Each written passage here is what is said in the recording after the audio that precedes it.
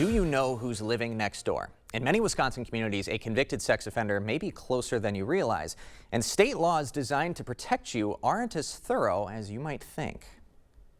Welcome to Main Street, Black River Falls, a picture-perfect glimpse of Americana. But like a number of small towns in Wisconsin, it has a secret just under the surface.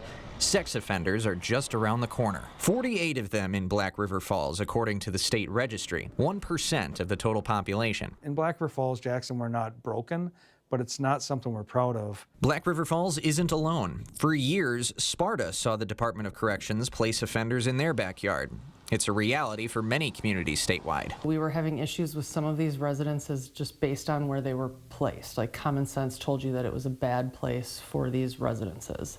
Next to bus stops, next to our schools. And there was another issue. Offenders from other areas of the state were then being placed in these residences within our city. The state has tried to fix that. State law is very specific that you return to the county you offended in for your first placement when you're under supervision. And in 2016, Scott Walker signed a bill saying sexually violent persons cannot live within 1,500 feet of any school, child care facility, public park, place of worship, or youth center. But that's it. The only other line of defense is a local ordinance with more restrictions.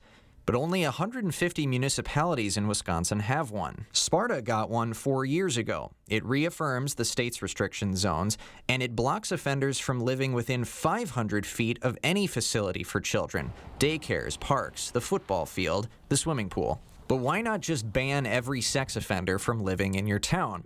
Federal courts say you can't. We can essentially block out up to, I think it's 40% or something like that, of the city based on those zones. If you're truly trying to eliminate sex offenders from your community, the restriction zones work.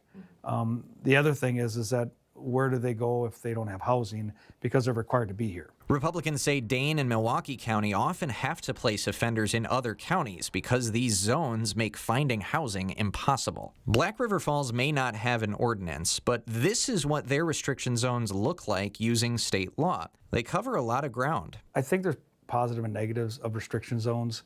Of course, it's intended to make people feel safe or secure. Black River Falls officials didn't respond to our interview requests on whether they would consider an ordinance. For Sheriff Waldera, changing a culture of offense goes deeper than an ordinance. I think it comes down to education. It's usually it's a crime of opportunity where you have either a family member, unfortunately, that's assaulting their family as well as a close neighbor. Education early to try and fix what's broken.